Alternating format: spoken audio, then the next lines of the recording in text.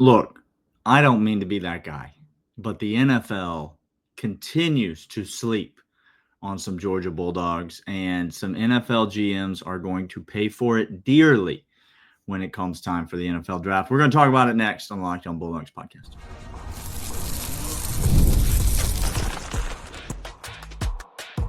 You are Locked On Bulldogs, your daily podcast on the Georgia Bulldogs.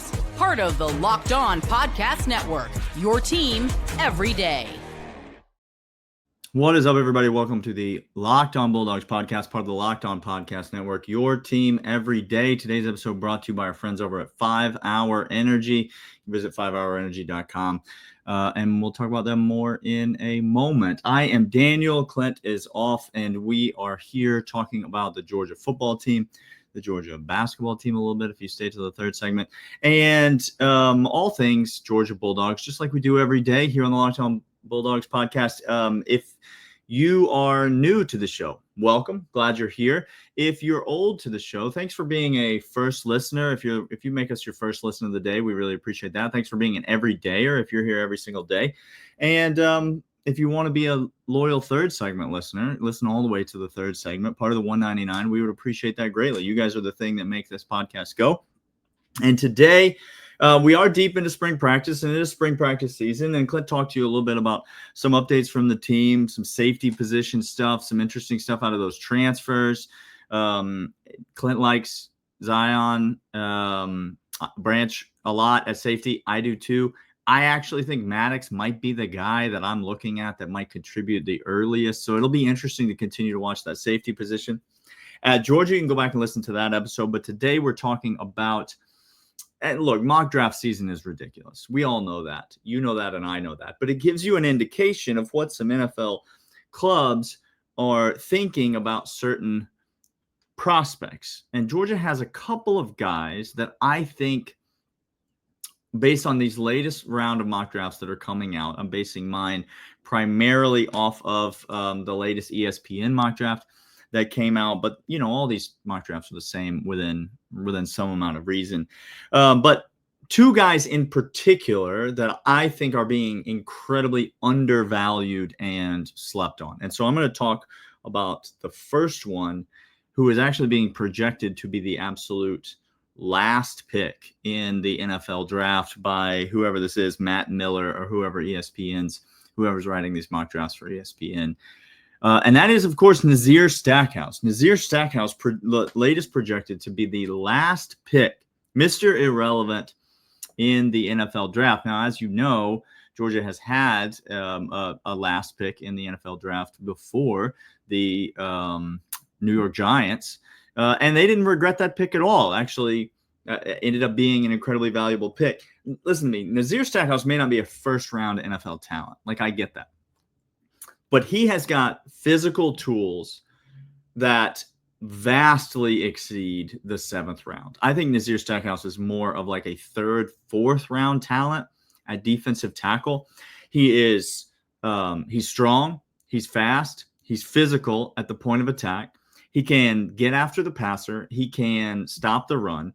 He can eat up blocks. He can do everything that you need him to do from an interior defensive tackle perspective. He's got all the physical tools. But the thing that impresses me the most about Nazir Stackhouse is how many snaps he accumulated over his seasons with Kirby Smart and the Georgia Bulldogs. Listen, snaps at Georgia mean a lot. And if you're an NFL GM, you would do well to pay attention to who Kirby Smart thinks is good enough to play. Because, I don't know, it would help you win Super Bowls if you did that. That's what NFL GMs who are winning Super Bowls right now are doing. Kirby clearly was a big fan of Nazir Stackhouse. This podcast has always been a big fan of Nazir Stackhouse. And I think the amount that he played, the amount of significant snaps that he accumulated at Georgia tells me everything that I need to know. Yes, was the defensive line as deep as it was over these last couple of years as it has been in the past at Georgia? No, it absolutely wasn't. And we've talked a lot about that on this show. Next year's defensive line stands to get a lot better, even though they lose Nazir Stackhouse and Warren Brinson. But that's not a slight on those guys. Georgia just simply didn't have the depth because of injuries to guys like Jordan Hall, because of lack of production, quite frankly, from some of the guys that they brought in or that they recruited. And so Georgia has not had the overall quality of defensive linemen that they have in years past, guys like Jalen Carter and Jordan Davis, Devontae Wyatt, etc.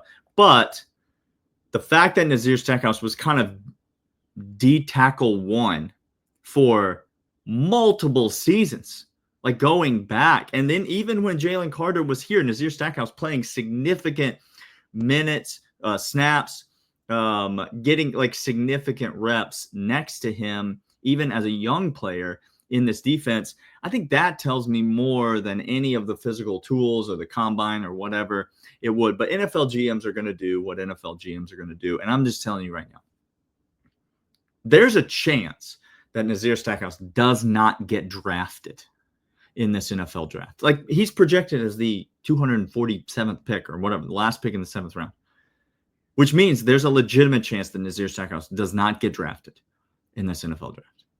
Now, there's zero chance that Nazir Stackhouse does not make and impact a roster. There's zero chance that Nazir Stackhouse gets 0 regular season NFL game snaps next year. He's going to not only make a roster, he's going to get in football games and impact whichever team he ends up with, whether it's the team that drafts him in the 6th or 7th round, which would be an absolute steal, or the lucky team that gets to sign him as a free agent. And the only thing that we can say for certain is that that will not be the Atlanta Falcons, because I think for obvious reasons.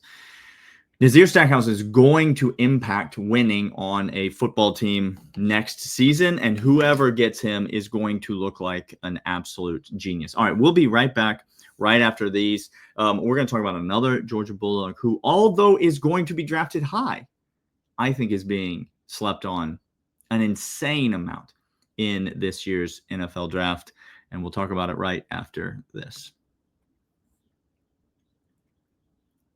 But first, I want to talk about Fabric by Gerber. Look, life moves fast, especially when you have a family. One day you're watching your kids take their first steps, and the next thing you know, they're off to college. That's why securing their future is so important with Fabric by Gerber Life, which makes it simple to get term life insurance that fits your family's needs. With Fabric, you can apply for term life insurance online right from your couch, and you could be covered in as little as 10 minutes. In many cases, no health exam is required. As a parent, you want to make sure that your family is financially protected no matter what happens, and Fabric gives me that peace of mind. You can get $1 million in coverage for less than $1 a day, so protecting your loved ones doesn't have to break the bank. Fabric also offers free digital wills and access to investment accounts to help protect your child's future. Join the thousands of parents who trust Fabric to help protect their families in just minutes at meetfabric.com/lockedoncollege. That's meetfabric.com/lockedoncollege. Policies issued by Western Southern Life Insurance Company.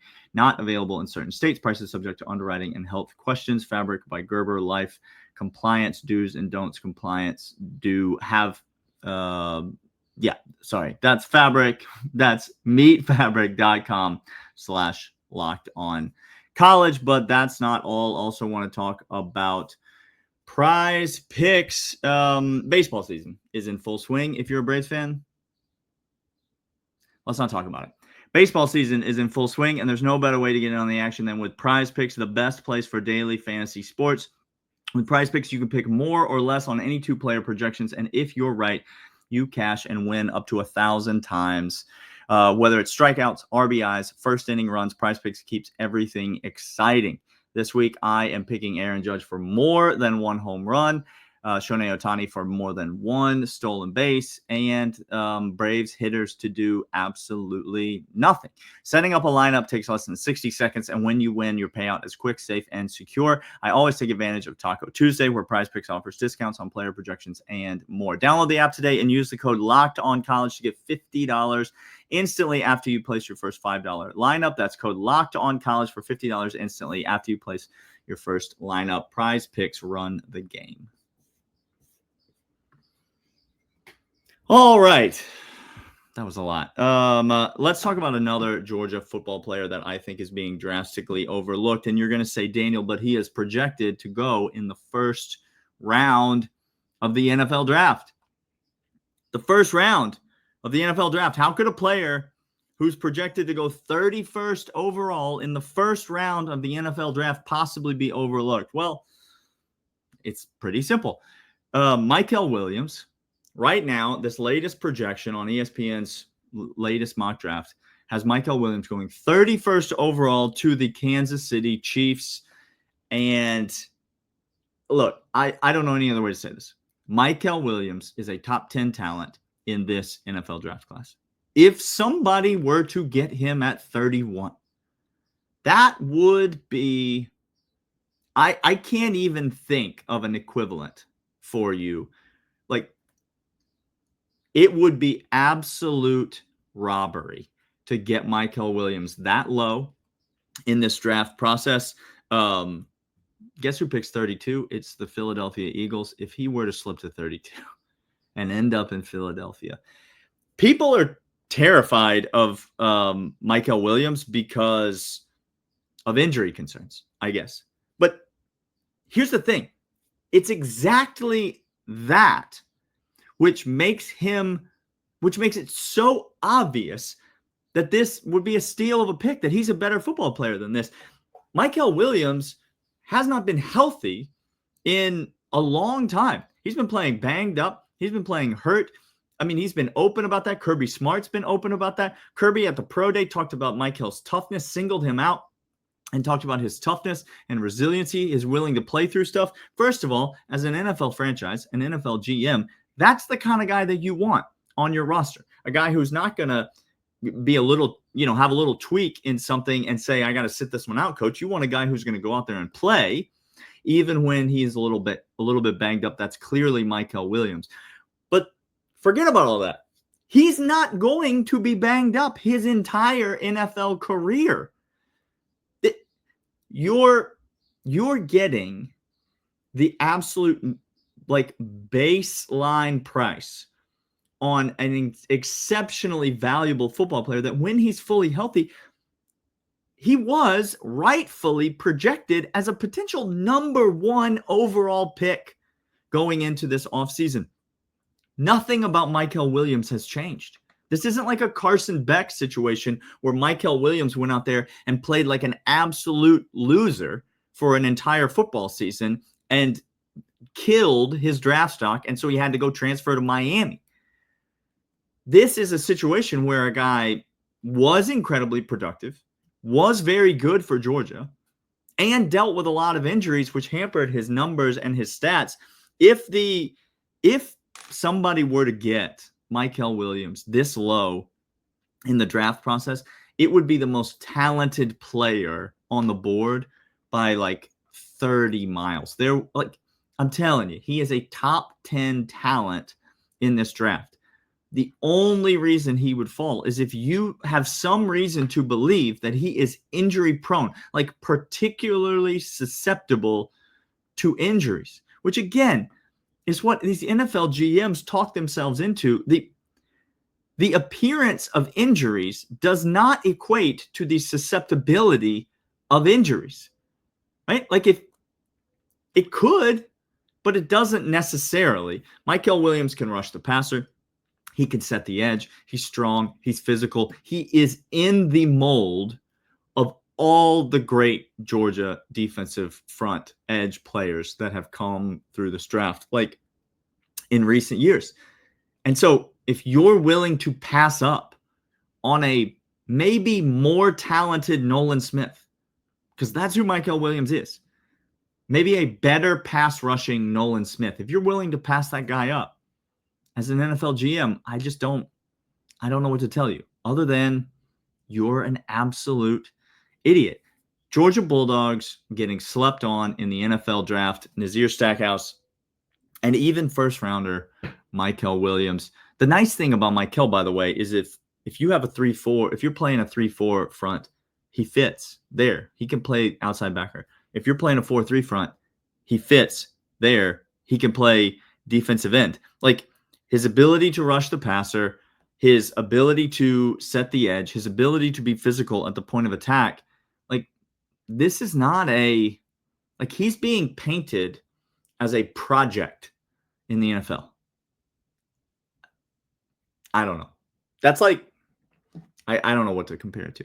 It's absolutely insane to me that he would not be a top 20 pick in this NFL draft. Absolutely insane. And if there are guys going ahead of him that, again, would have absolutely no business being drafted ahead of him if it had not been for the injuries that hampered his statistics this last season.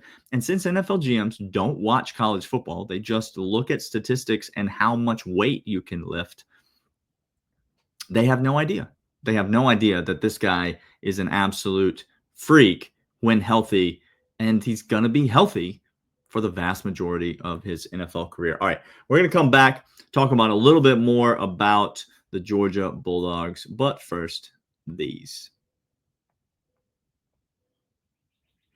And these are, in fact, 5-hour energy. I told you we were going to get back to them, and we did. Daylight savings time snuck up on us again. And if you're feeling lost, if you're feeling like you don't know where that hour of sleep went, grab a 5-hour energy. The extra sunshine means more time for fun, but it also means you might need a boost to power through your day. Whether you're staying up late to watch the Final Four, or squeezing in a round of golf before the Masters next weekend, or just trying to keep up with your busy day, 5-hour energy gives you a quick, refreshing pick-me-up wherever you need it. Listen, I've been watching a lot of March Madness. You know that I've been staying up trying to catch all the games, and 5-hour energy is the way to do it. Whether I'm at the game, traveling, 5-hour energy is easy for me to grab and gets me feeling refreshed. Head to 5hourenergy.com and find over 15 flavors to choose from, including watermelon, blue raspberry, peach, mango. You can even build your own 12-pack or 24-pack. If you need one now, head to the grocery store or get it delivered. They are everywhere. Stock up and stay energized at 5hourenergy.com. All right, let's talk a little Georgia basketball. We made it to the third segment, and this is my time. Okay. How are we feeling about the offseason this year for the Georgia Bulldogs? I'll tell you a couple things. Asa Newell is going to go off and make himself a lot of money becoming a lottery pick. That's great news for Georgia. That is yet another NBA legitimate player who's repping the G this year. Don't forget about Kentavious Caldwell-Pope. Obviously, you know about Anthony Edwards. Don't forget about Nick Claxton. And now Asa Newell. Georgia is quietly putting a lot of players into the NBA. That's great for Georgia. It's great for the brand. It's great for recruiting. It's great for overall program strength. That's a positive from this offseason. The people that thought Asa Newell might come back, the people that hoped Asa Newell would come back, that's insane. If you're a lottery pick, you go to the NBA, you fulfill your childhood lifelong dream, and you make a ton of money doing it. Now, obviously, the big news of this offseason, there have been some transfers. Deshaun Montgomery transferred. You knew that was going to happen. RJ Godfrey transferred. That surprised me, and here's my official take on it, and this is not sour grapes, and this is not wishing anyone ill. I wish RJ Godfrey the best of luck. His dad is a damn good dog. RJ Godfrey wasn't very good. Like, he was dependable, and he was steady, and he was consistent, and he was mature, and he could put the ball in the basket. He wasn't bad, but he wasn't good either. He didn't have a very deep offensive game.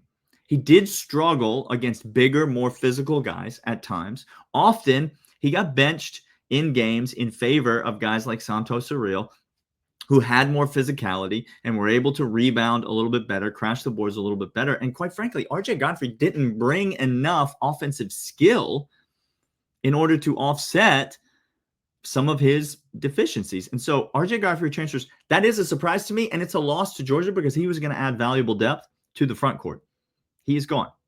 But he wasn't that good. Obviously, the big loss for Georgia is Silas Demery. Silas Demery,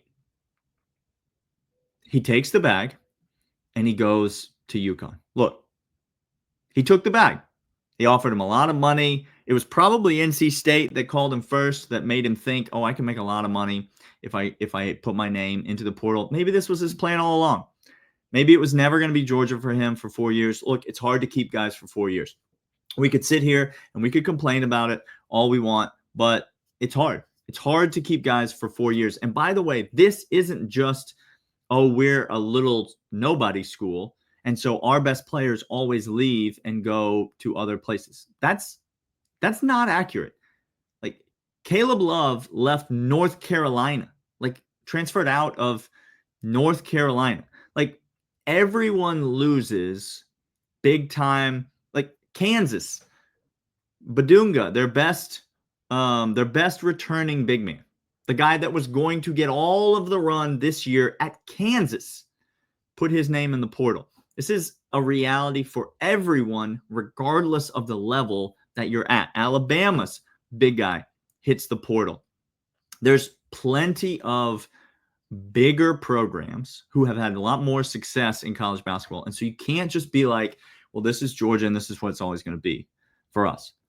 The fact that Blue Cane is still here is really significant for this Georgia basketball team. Silas Demery chooses to take the bag and to leave. He's no longer at Georgia. I don't want to think about him anymore. The transfer in of Jeremiah Wilkinson, I know he played at Cal, and so none of y'all watched any of his games. But this guy, he can play point guard, first of all. He's not as much of a true point guard as Silas Demery. The offense is going to look a little bit different. But he is already what Silas Demery was trying to become at the end of last season, meaning that he is already an elite, big-time shot maker and scorer. And so this is a significant offensive addition for Georgia.